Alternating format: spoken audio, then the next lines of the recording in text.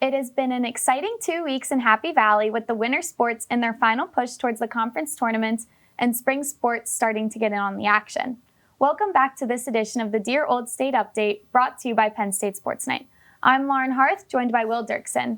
Our beat reporters have been at the heart of the action, covering everything going on inside the Bryce Jordan Center and outside at Panzer Stadium for the men's lacrosse home opener. Yeah, Lauren, this is the point of the season where teams make their push for the conference and NCAA tournaments. One Penn State team that has been a mainstay in the postseason leads off our coverage tonight, wrestling. Cael Sanderson's heavyweight of a program is in action Monday, hosting Rutgers in the annual Bryce Jordan Center duel. Let's join our wrestling beat reporter Declan Stablow, who is live from the BJC. Declan, what has been the biggest storyline in tonight's duel? Thanks, guys. We just wrapped up here at the annual BJC duel where Penn State defeated Rutgers 35-3. The Nittany Lions advanced to 10-0 on the season, but more significantly, tonight's victory marks the program's 1,000th all-time. The most impressive wins from Penn State came from Levi Haynes and Aaron Brooks, who each recorded a first-period fall. Penn State will next see action this Sunday when they host Nebraska at Rec Hall. For Penn State Sports Night, I'm Declan Stablow. Thanks, Declan.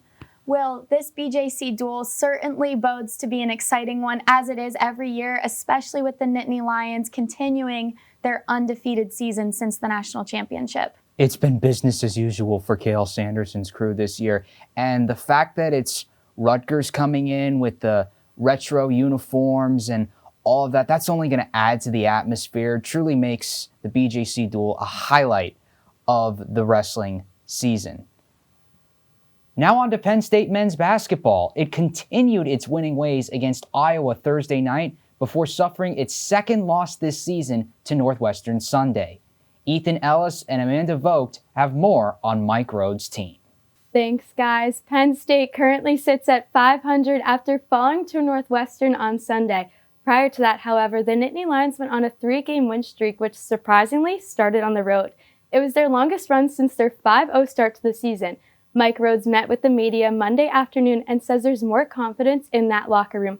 A shift in mentality has brought new life and a couple of road victories. 12 of Penn State losses of those 12 losses, 9 of them have happened on the road. 4 of them were at neutral sites, but nonetheless still away from the Bryce Jordan Center.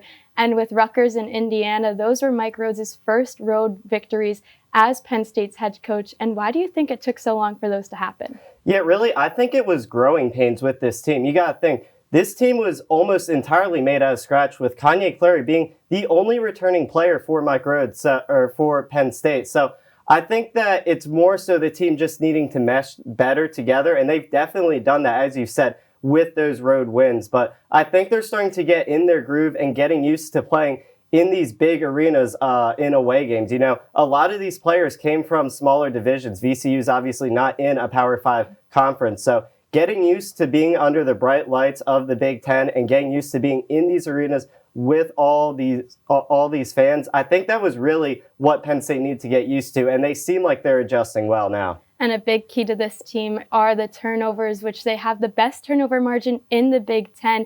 And a big thing that Mike Rhoades stresses on is pace. When they can have a fast pace and swing the ball around, that's when they catch teams off guard. But right now they're battling with a lot of different lineups because Puff Johnson and Demetrius Lilly are currently day-to-day, and their status for this week's matchups is unknown. Kanye Clary did have an injury against Minnesota, but came back against Iowa and Northwestern in a more limited role and hasn't quite looked like himself. But with these different lineups that Rhoades is cooking up and kind of all these coaches' decisions that he's been making, he feels confident in what's kind of clicking right now. What are your insights on it, and what players do you think are working the best together right now? Right, so obviously injuries have been a huge thing for this team this season, but Ace Baldwin and Kanye Clary have really impressed me how well they've meshed together and how well they've ran this offense. I mean, let's face it, they're the faces of this offense, and Ace Baldwin right now was just put on a watch list for the Naismith Defensive Player of the Year. And I mean, really, he's made a huge difference since coming here from VCU, and he's really done a great job in creating turnovers. But we've really seen him and Kanye play with Kudus in the paint. I mean, Kudus just under the net, he's been a monster. There's really not many people that are bigger than him in the Big Ten. So he's really been able to get to the net well. And then they usually also have a three-point shooter. Usually it's either someone like Zachariah Hicks or Jameel Brown, depending on who's healthy. And I think that combination has really helped that offense to gain some momentum in these games, especially those road games like we mentioned. And that's really made a huge difference for this team. Yeah, Ace Baldwin is what Mike Rhoades called ultra competitive, and that's kind of the personality trait that Rhoades even hinted at. That's what he wants to recruit for. That's the kind of the personality that he loves. And Ace certainly brings that when he could thread passes through the paint to players like Rhoades, and now a lot more with Nick Kern Jr. and DeMarco Dunn, and seeing the variety of different looks that Penn State can get even when they don't have kind of their typical starters that they had at the beginning of the season has given them some brighter spots down the stretch. And with Michigan State coming to the Bryce Jordan Center, there's a lot that Penn State will need to do in order to keep this matchup a lot tighter than the loss they suffered at the beginning of January. What do you think will be the difference maker in Wednesday's matchup? Right, so defensively, they just have to shut down Michigan's offense. I mean, they scored over 90 points last time they played them, and that just can't happen again. Penn State will not win if Michigan puts up over 90 points. So really, I think it's going to be they have to limit Michigan's three-point shots. They have to shut down their stars, and they just need to crowd the paint more so. You can't let them get easy passes inside the paint. You have to force them to take threes, or you have to make them shoot on some bad looks. So that's going to be the big thing for them on defense. Offensively, they have to shoot better threes. Last game, they shot 3 for 20. Last game against Michigan State, 3 for 29 on the three-pointers. And that's just unacceptable, especially for a Power 5 Big Ten team like Penn State. I mean, you have the playmakers on your team who can shoot the threes, like we said, Jameel Brown and Demetrius Lilly, Zachariah Hicks. I mean, there is so much talent in the depth, in the deep part of the field. They just have to unlock it. And I think it's also going to help if Kanye Clary, Ace Baldwin Jr., and Qudus Wahab can establish some momentum early, get a few couple easy layups, maybe a dunk or two. That'll really get the energy of this team up, and that'll really get them going. Yeah, I agree with you there. And the way, if they can string together 40 minutes, you've seen them put together some good halves or good looks throughout halves. You haven't seen a complete game from this team yet. They're close. They say the mentality hasn't been there, and they kind of get down on themselves. And a couple of times, especially against Iowa, they didn't let that happen. And you saw that shift kind of taking against a team they've already faced. You kind of already have some key looks of who you might need to defend a little bit better than previous time and some other tape to watch. So it'll be interesting to see how they show up. After Wednesday's test against the Spartans, Penn State will leave Happy Valley once again for a weekend showdown in Nebraska. With about a month left to go in the regular season, be sure to follow us along to stay up to date on all things Penn State basketball. Now back to you, Lauren and Will. Thanks, Amanda and Ethan. Will, the men's basketball team, they're finally seeming to get their footing, winning some away games, and now they're looking to face off against Michigan State this season again, hoping it'll be better than the last run. The last time they played Michigan State, it was a blowout, but now that it's gone to the BJC, I want to see how Penn State contains Tyson Walker, because Tyson Walker is that engine of the Spartans' offense. Baldwin against Walker, oh, that matchup is going to be so good to watch on Wednesday night. Lacrosse season has begun in Happy Valley. Kayla McCullough and Owen Cameros join us to break down both Penn State men's and women's lacrosse. Thank you, Lauren and Will. We'll start with the women's lacrosse team, whose season begins this week facing Bucknell away on Tuesday and hosting the University of Colorado in Panzer Stadium this Saturday. Coming out of the 2023 season, the team was ranked 23rd, but the Nittany Lions are hungry for more. They must sustain their top 25 defense and improve a 65th ranked offense. With 3 veteran defense returners, Sammy Dupak, Ellie Holland, and Kristen O'Neill, the defense should be strong this year. With newcomer Kelly McKinney coming into the offensive side, Penn State is expecting to improve their ranking. Owen, looking into the coming season, what must Penn State do in order to move past the 23rd spot in the rankings? First of all, Penn State needs to continue their defensive excellence. They were great defensively last year. And coming in, they still have a lot of returners. You know, they have O'Neill and players like that. And the thing with Penn State is, offensively, like you said, they just need to improve on their offense. More goals in key moments. I think Penn State last year, the women's lacrosse team just wasn't scoring goals in key moments and wasn't taking leads, because they're a great team at holding on to leads. But in terms of, they would always fall behind, and they would fall behind and just wouldn't be able to get back on top because their defense is great, but they were losing games by like low scores, seven goals, and they're losing because they can't score more than 8 or 9 in a game. And that's just kind of an issue that I hope that they're going to solve this year, and I expect them to solve this year and have a better offensive performance, especially with the newcomers coming in. Yeah, for sure. I definitely agree with you. I think we just need I just think it's important for them to sustain their defense, make sure that it stays where it is at right now. And then also, like you said, with the offense, really utilize the veterans they have there and then the newcomer coming in as well. I'm looking forward to seeing what the women accomplish this season, but let's move on to the men's season. It started off with an upset loss to Colgate, losing just 13-12. The Nittany Lions were hungry this past weekend, beating Villanova 18-10. Despite a choppy start in their first game, this team has shown strong performance and determination so far. Owen, what did you see from Penn State in that game? Yeah, so Penn State, their loss to Colgate was a rough one. They, gave up a goal with 4 seconds left to lose 13-12. In this game, what they did much better was they started out incredibly strong. It was 6-1 after the first quarter, 10-2 after the second quarter, and then it was just kind of a breeze for Penn State throughout the rest of the game, winning 18-10. Yeah, 3 Penn State players had hat tricks. Matt Traynor had 6 goals for Penn State, his career high. And then even when TJ Malone went down with injury, Penn State was still able to have a good offensive performance and, where they were solid defensively, making sure that, even when Villanova looked at times like they were, stringing together some goals, 2 or 3 goals, Penn State was able to just kind of see out that game after the second quarter, and they just kind of breezed through it. Yeah, for sure. I think definitely this was a good game for them to have after the upset with Colgate. I think this game really got them back on their feet, and it was good to see them win and be able to be confident again in their season. So what has this team done well this season, and what do you expect to see in the coming games? They've limited mistakes, first of all. They've especially versus Villanova, they limited mistakes, didn't give up stuff, and they also capitalized on mistakes quite well. There's a play versus Villanova where Villanova's goalkeeper tried to pass a ball out to one of the defensemen. It was a wayward pass. Penn State easily capitalized on that. They turned the ball over and then instantly went and scored on Villanova. I think it was they extended their lead with that goal. I think it was in the second quarter. And Penn State, they've capitalized on mistakes, and what they've also done is just really have used their star players. Kyle Emmon is the freshman coming in, the 5-star freshman phenom. 2 hat tricks, one versus Colgate, another versus Villanova. He's been incredible, and I think they're going to look to use him a lot more. He started both games, and they're just going to use him a lot more in Penn State's offense because he's just so incredibly dynamic and such a good addition to this Penn State roster. For sure, having a freshman come in with that much talent already is just such a great addition to the team, and I think seeing how he can improve this season and see what else he can do to help the team this year is going to be a really great asset to have. For Owen Cameros, I'm Kayla McCullough with Penn State Sports Night. Now let's go over to Lauren and Joey to hear about basketball. Thanks, Owen and Kayla. Women's lacrosse starts their season this week, and the men look to continue this momentum from their victory over Villanova as they hit the road to face off against Stony Brook this weekend. Heading back inside the BJC, I am joined by our women's basketball beat reporter, Joey David.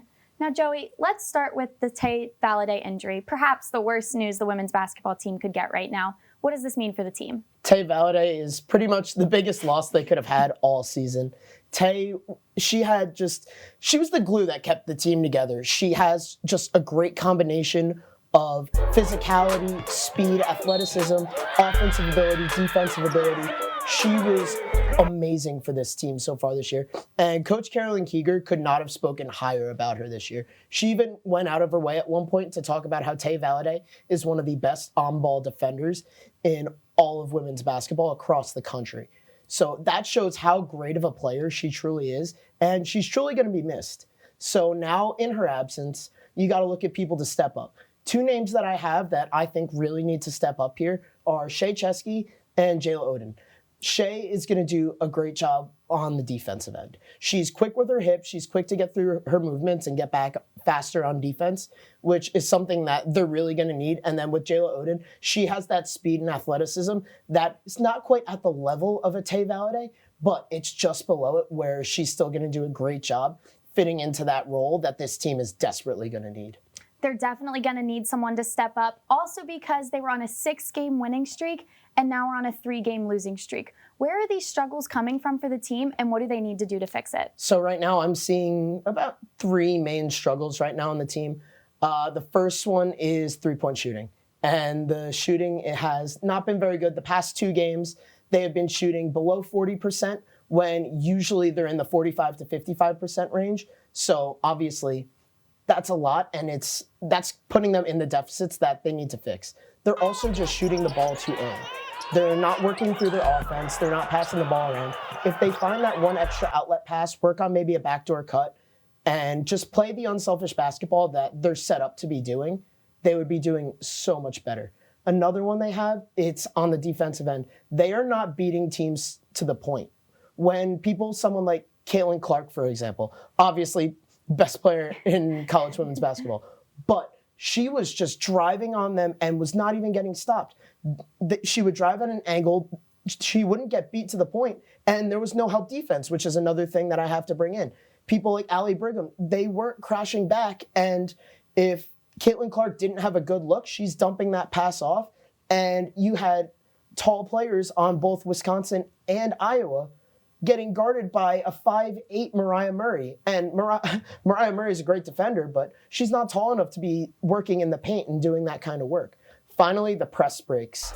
And this is also with defensive subbing as well.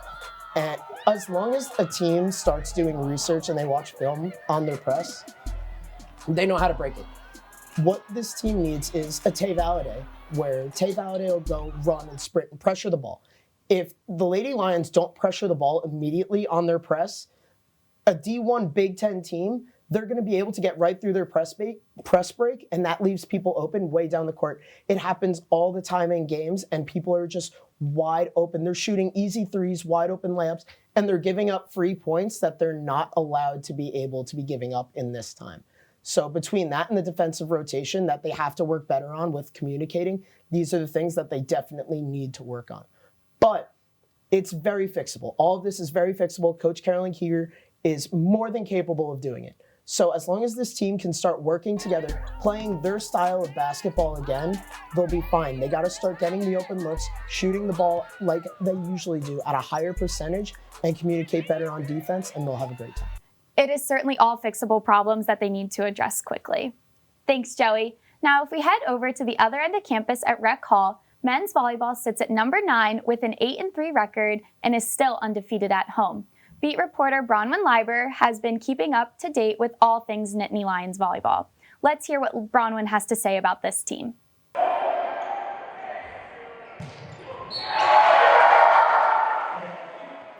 Despite being a top 10 ranked team, the Nittany Lions fell 2-3 on the road to Purdue Fort Wayne. Looking to bounce back, they came home to face FDU in celebration of Family Fun Day.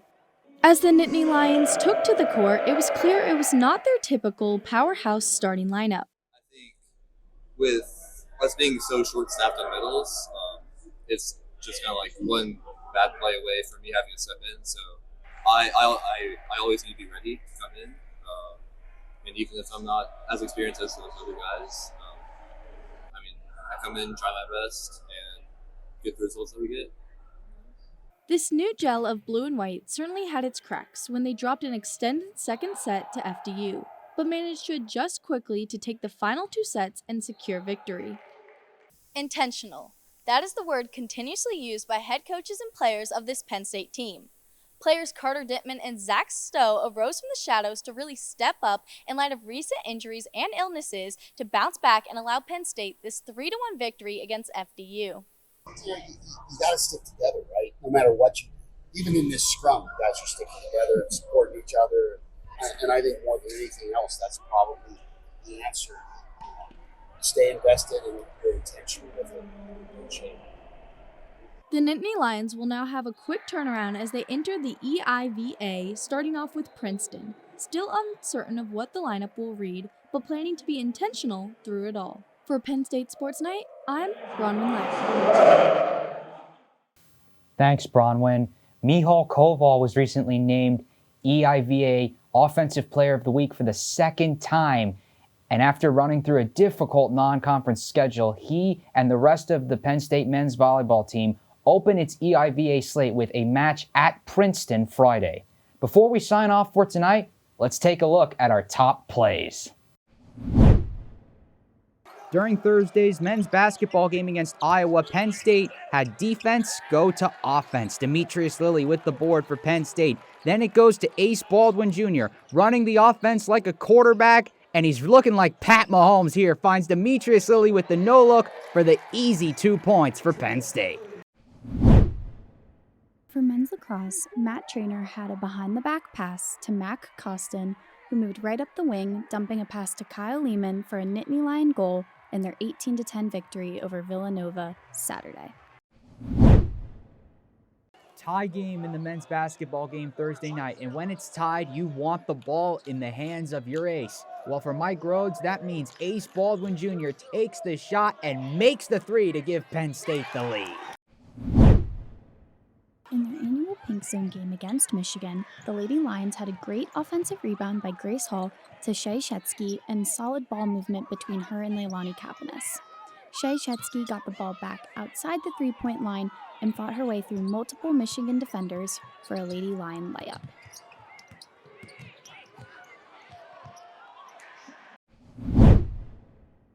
Men's volleyball now. Penn State 1 point away from a win. Koval tried to get the point himself. It does not work, but Owen Rose answers for Penn State. That's the match point. Nittany Lions win it over FDU. That brings us to the end of this edition of the Dear Old State Update, brought to you by Penn State Sports Night. For Will Duerksen and the rest of our beat reporting team, I'm Lauren Harth. Thanks for joining us and have a great night. Hey everybody, thanks for tuning into this edition of Penn State Sports Night. For more content like this, be sure to subscribe to our YouTube channel, give us a like, and follow our socials down below. And as always, we are Penn State Sports Night.